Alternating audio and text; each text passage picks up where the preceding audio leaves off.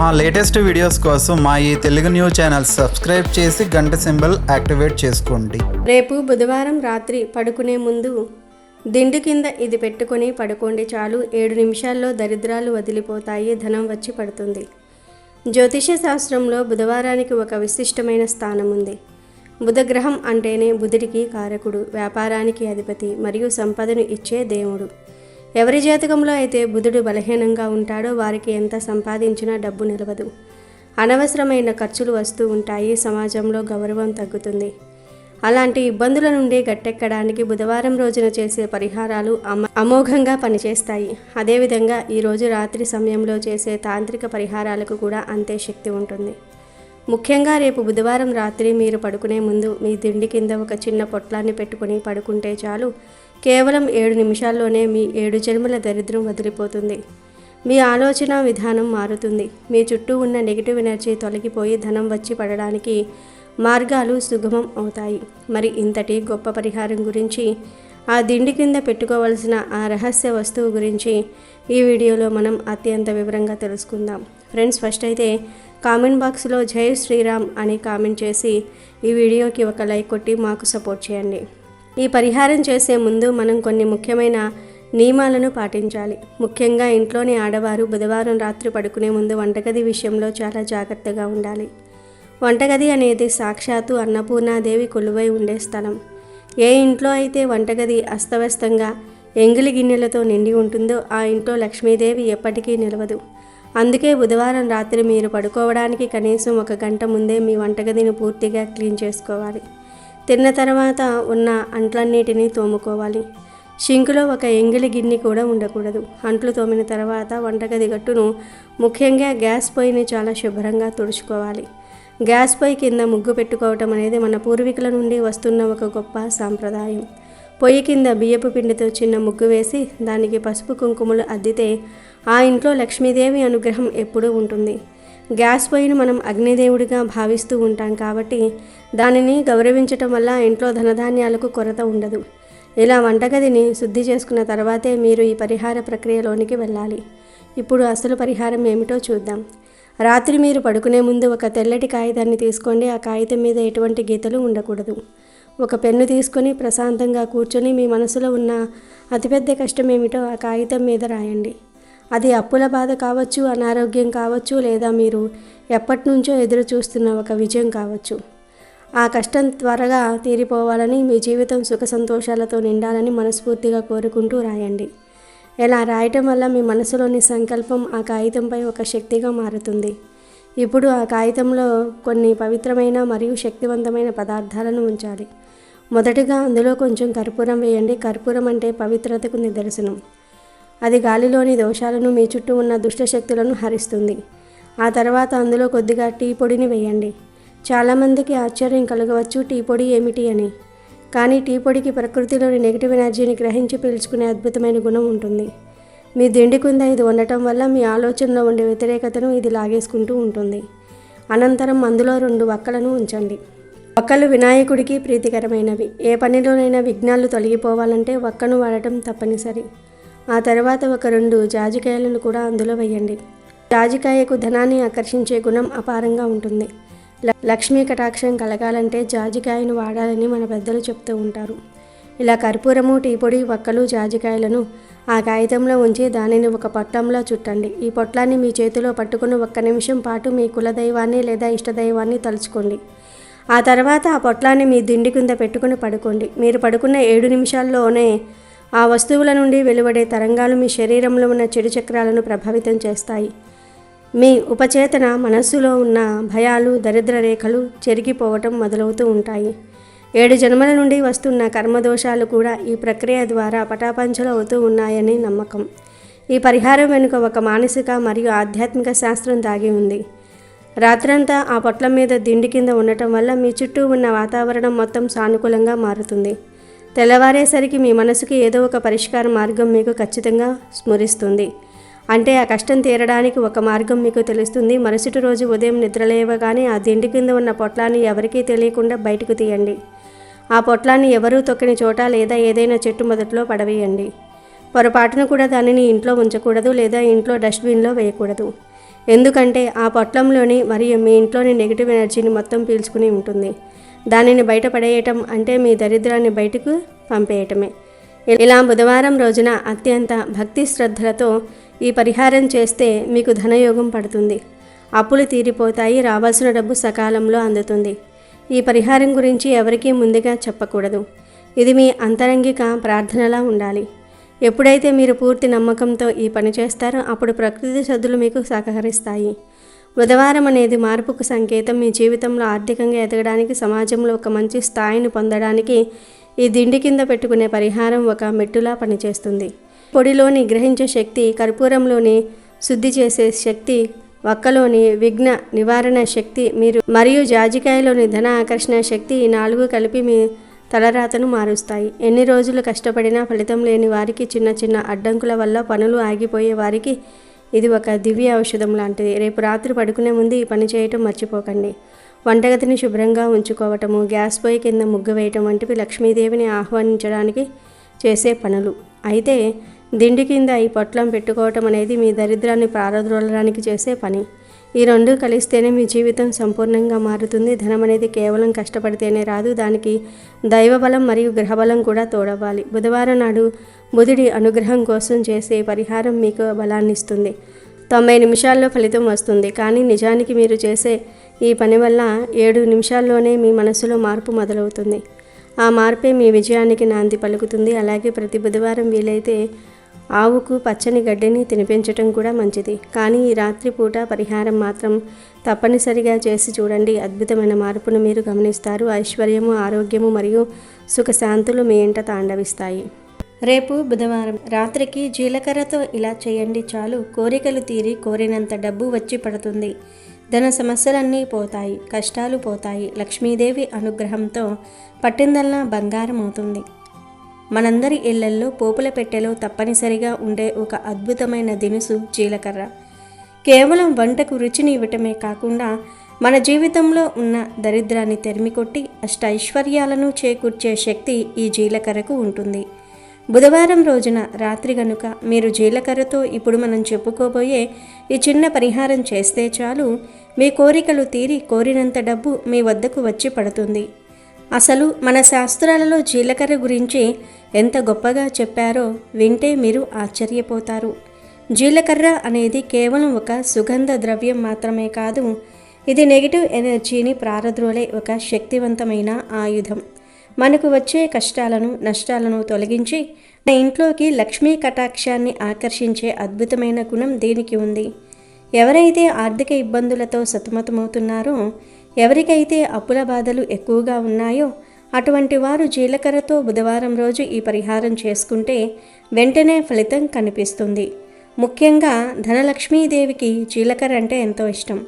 ఎక్కడైతే జీలకర్ర సువాసన ఉంటుందో, ఎక్కడైతే జీలకర్ర శుద్ధిగా ఉంటుందో అక్కడ లక్ష్మీదేవి నివాసం ఉంటుందని మన పెద్దలు చెప్తూ ఉంటారు. మరి ఇంతటి శక్తి ఉన్న జీలకర్రతో రేపు బుధవారం రోజున మనం ఏం చేయాలి? ఆ పరిహారం ఏమిటి? ఎలా చేస్తే మనకు కోరినంత ధనం వస్తుంది అనే విషయాలను ఇప్పుడు మనం ఈ వీడియోలో వివరంగా తెలుసుకుందాం. పరిహార శాస్త్రంలో జీలకర్రకు ఒక ప్రత్యేక స్థానం ఉంది. తంత్రశాస్త్రంలో కూడా జీలకర్రను దిష్టి తీయడానికి, గ్రహదోషాలను తొలగించడానికి ఉపయోగిస్తారు. జీలకర్ర అంటేనే జీర్ణాన్ని కలిగించేది అని అర్థం. అంటే ఇది కేవలం ఆహారాన్ని మాత్రమే కాదు, మన జీవితంలో పేరుకుపోయిన నెగిటివ్ ఆలోచనలను, అడ్డంకులను కూడా జీర్ణం చేసుకొని మనకు మంచి మార్గాన్ని చూపిస్తుంది. అందుకే దీనికి ఆ పేరు వచ్చింది. కేవలం ఆధ్యాత్మికంగానే కాదు, ఆరోగ్యపరంగా కూడా జీలకర్ర ఒక సంజీవిని లాంటిది. ఆయుర్వేదంలో జీలకర్ర గురించి ఎన్నో అద్భుతమైన విషయాలు చెప్పారు.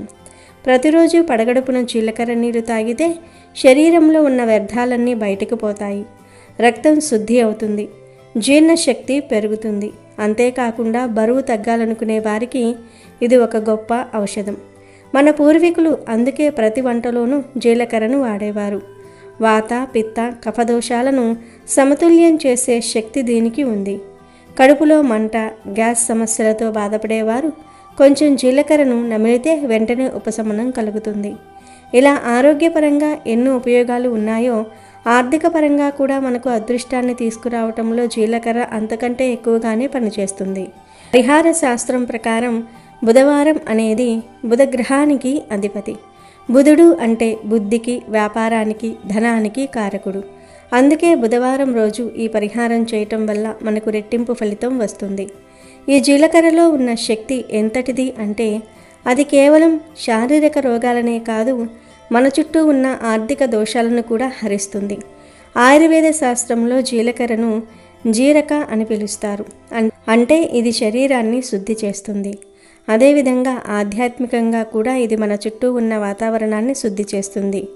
మీకు తెలుసా, పాతకాలంలో ఇంట్లో ఏదైనా గొడవలు జరుగుతూ ఉంటే లేదా ఎవరికైనా దిష్టి తగిలితే ఒక గుప్పెడు జీలకర్రను తీసుకుని తల చుట్టూ తిప్పి బయటపడేసేవారు.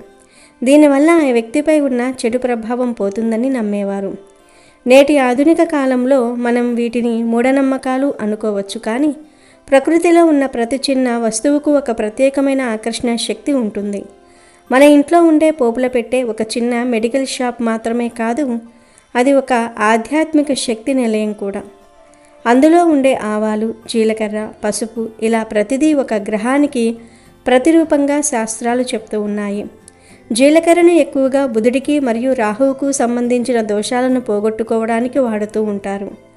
అందుకే బుధవారం నాడు జీలకర్రతో ఈ పరిహారం చేస్తే వ్యాపారంలో నష్టాలు పోయి లాభాలు రావటం మొదలవుతాయి. ఎవరైనా సరే తమ జీవితంలో ఎదుగుదల లేదని భావించినప్పుడు, తాము ఎంత కష్టపడినా ఫలితం దక్కటం లేదని అనుకున్నప్పుడు జీలకర్రతో ఈ చిన్న ప్రయత్నం చేసి చూడాలి. ఆరోగ్య విషయానికి వస్తే జీలకర్ర వల్ల కలిగే ప్రయోజనాలు అన్నీ ఇన్ని కావు. మనం రోజూ తినే ఆహారంలో జీలకర్రను భాగంగా చేసుకుంటే అది మన మెటబాలిజంని పెంచి క్యాలరీలను ఖర్చు చేయడంలో సహాయపడుతుంది. పొట్ట చుట్టూ ఉన్న కొవ్వును కరిగించడానికి జీలకర్ర నీరు ఒక అద్భుతమైన చిట్కా. అలాగే రాత్రిపూట నిద్ర పట్టని వారు కొంచెం జీలకర్రను వేయించి పొడి చేసి అరటిపండులో కలుపుకుని తింటే మంచి నిద్ర పడుతుంది. ఇక్కడ మనం గమనించాల్సింది ఏమిటంటే, ఒక వస్తువు మన శరీరానికి అంత మేలు చేస్తున్నప్పుడు అది మన చుట్టూ ఉన్న ఎనర్జీని కూడా ప్రభావితం చేయగలదు. అందుకే దీన్ని ధనాకర్షణ కోసం కూడా వాడతాము. ఆరోగ్యమే మహాభాగ్యం అని అంటారు. ఆరోగ్యంగా ఉన్నప్పుడే మనం ఏదైనా సాధించగలం, డబ్బు సంపాదించగలం. ఈ జీలకర్ర అటు ఆరోగ్యాన్ని ఇటు ఐశ్వర్యాన్ని రెండింటినీ మనకు అందిస్తుంది. ఆయుర్వేదంలో పాతకాలపు వైద్యులు ప్రతి జబ్బుకు జీలకర్రను ఒక అనుపానంగా వాడేవారు. రక్తం తక్కువగా ఉన్నవారు లేదా అనిమియాతో బాధపడేవారు జీలకర్రను వాడితే రక్త వృద్ధి జరుగుతుంది. చర్మ సౌందర్యానికి కూడా జీలకర్ర నీరు చాలా మంచిది. ముఖం మీద మొటిమలు, మచ్చలు తగ్గించి చర్మాన్ని కాంతివంతంగా చేస్తుంది. ఇలా చెప్పుకుంటూ పోతే జీలకర్ర గురించి రోజంతా మాట్లాడుకోవచ్చు. అంతటి మహత్తు ఈ దినుసులలో ఉంది. ఇప్పుడు అసలు పరిహారం గురించి వివరంగా తెలుసుకుందాం. రేపు బుధవారం కాబట్టి రాత్రి మీరు పడుకోబోయే ముందు ఈ పని చేయాలి. దీనికోసం మీకు కావలసినవి కేవలం ఒక గాజు గ్లాసు, ఒక స్పూన్ జీలకర్ర, కొంచెం పసుపు, ఒక చిన్న దాల్చిన చెక్క ముక్క మరియు అత్తరు లేదా పర్ఫ్యూమ్. ముందుగా ఒక గాజు గ్లాసును తీసుకొని అందులో శుభ్రమైన నీటిని నింపండి. గాజు గ్లాసును ఎంచుకోవడానికి కారణం ఏమిటంటే అది పారదర్శకంగా ఉంటుంది మరియు పంచభూతాల శక్తిని గ్రహించడంలో సహాయపడుతుంది. ఇప్పుడు ఆ నీటిలో ఒక స్పూన్ జీలకర్రను వేయండి. వేస్తున్నప్పుడు మీ మనసులో ఉన్న కోరికను బలంగా తలుచుకోండి. ఆ తర్వాత ఒక స్పూన్ పసుపును కూడా ఆ నీటిలో కలపండి. పసుపు మన హిందూ సాంప్రదాయంలో ఎంతో పవిత్రమైనది. ఇది శుభ సూచకం మాత్రమే కాదు, నెగిటివిటీని ప్రారద్రోలి పాజిటివ్ ఎనర్జీని ఆకర్షిస్తుంది. పసుపు మరియు జీలకర్ర కలయిక ఒక శక్తివంతమైన రక్షణ కవచంలా పనిచేస్తుంది. ఇక ఆ తర్వాత ఒక చిన్న దాల్చిన చెక్క ముక్కను తీసుకొని దానిని పొడి చేసి ఆ నీటిలో వేయాలి. దాల్చిన చెక్క అనేది డబ్బును ఆకర్షించేది అని పిలుస్తారు. వ్యాపార సంస్థల్లో కూడా దీనిని ధనాకర్షణ కోసం వాడుతూ ఉంటారు. ఈ 3 వస్తువులు కలిపిన తర్వాత మీ దగ్గర కనుక అత్తరు లేదా ఏదైనా మంచి సువాసన వచ్చే పర్ఫ్యూమ్ ఉంటే అందులో 1 లేదా 2 చుక్కలు వేయండి. మహాలక్ష్మీదేవికి సుగంధ పరిమళాలు అంటే చాలా ఇష్టం. ఎక్కడైతే సువాసన ఉంటుందో అక్కడ లక్ష్మీదేవి స్థిరనివాసం ఉంటుందని చెప్తూ ఉంటారు. ఈ విధంగా తయారు చేసుకున్న నీటి గ్లాసును తీసుకుని వెళ్ళి మీ పూజ గదిలో పెట్టండి. దేవుడి పటాల ముందు దీపం వెలిగించి ఉన్నా లేకపోయినా పర్వాలేదు, కానీ ఆ గ్లాసును అక్కడ పెట్టి భక్తితో నమస్కారం చేసుకోండి. మీ కష్టాలను, అప్పుల బాధలను ఆ దేవుడికి విన్నవించుకోండి. తండ్రి, నాకున్న ఈ సమస్యలు తొలగిపోవాలి, నా ఇంట్లో ఎప్పుడూ లక్ష్మీదేవి కలకలలాడుతూ ఉండాలి అని కోరుకోండి. అలా కోరుకున్న తర్వాత ఆ గ్లాసును అక్కడే వదిలేసి వెళ్ళి పడుకోండి. రాత్రంతా ఆ నీరు పూజగదిలో ఉండటం వల్ల అది దైవశక్తిని మరియు ఆ మూలికల శక్తులను తనలో నింపుకుంటుంది. మరుసటి రోజు అంటే గురువారం ఉదయం మీరు నిద్రలేచిన తర్వాత, కాలకృత్యాలు తీర్చుకుని లేదా స్నానం చేసిన తర్వాత ఆ గ్లాసులోని నీటిని తీసుకుని వచ్చి మీ షింకులో పోసేయండి. ఆ నీటిని బయట ఎక్కడైనా తొక్కే చోట లేదా చెట్ల మొదట్లో పోయకూడదు.